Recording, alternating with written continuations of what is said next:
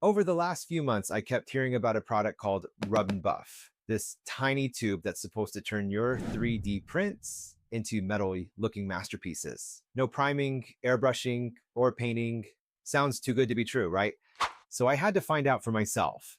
I decided to put it to the test on two of my favorite recent prints, a Mandalorian helmet and Thor's hammer.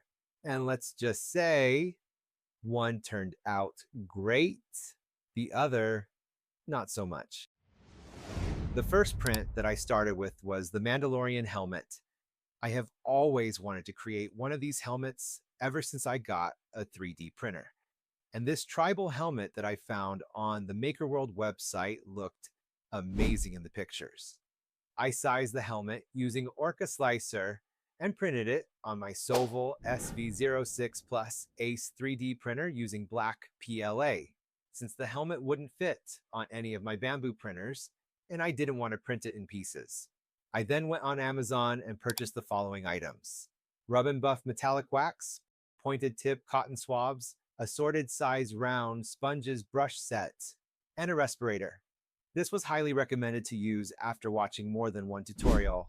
Even though my workshop has an air purifier and is pretty ventilated, I thought it would be better safe than sorry.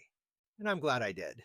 The smell from this little tube is really strong, so I also highly recommend getting one as well.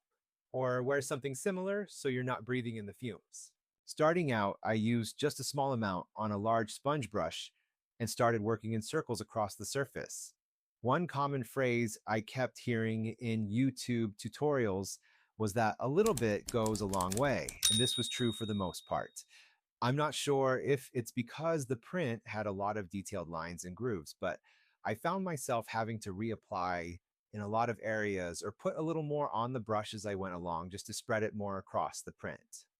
To get into the grooves and sharper details around the visor and cheeks, I used the precision cotton swabs and a smaller sponge brush, but right away the helmet started to look amazing, just like the picture on the Maker World website. That dull black filament turned into this brushed steel kind of look. Not shiny like chrome, but more like battle worn metal, which honestly fits the whole Mando vibe perfectly. This was also a lot easier than spray painting or airbrushing without the mess.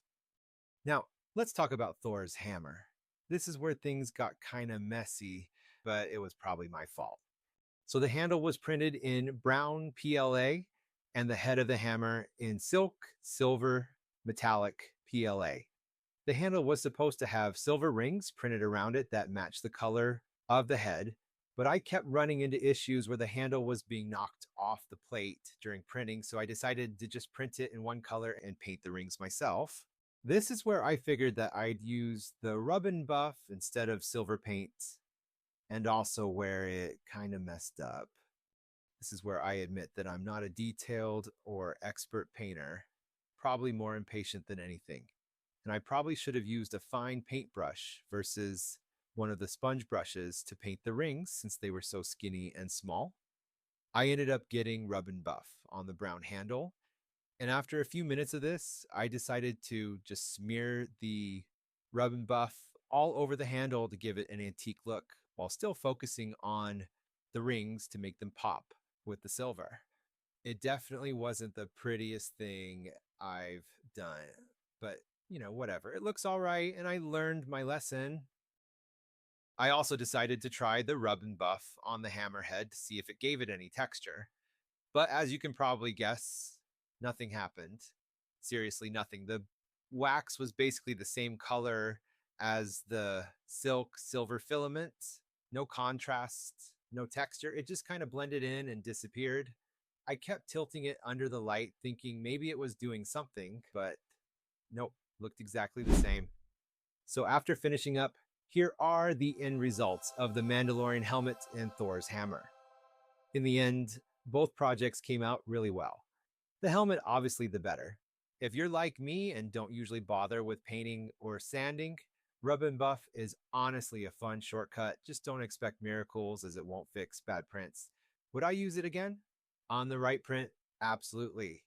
If you've used it before on silk or any other filaments that you recommend, definitely let me know in the comments. And with that, I'm Eric Sauer with Sweet and Sour 3D. I'll catch you in the next one.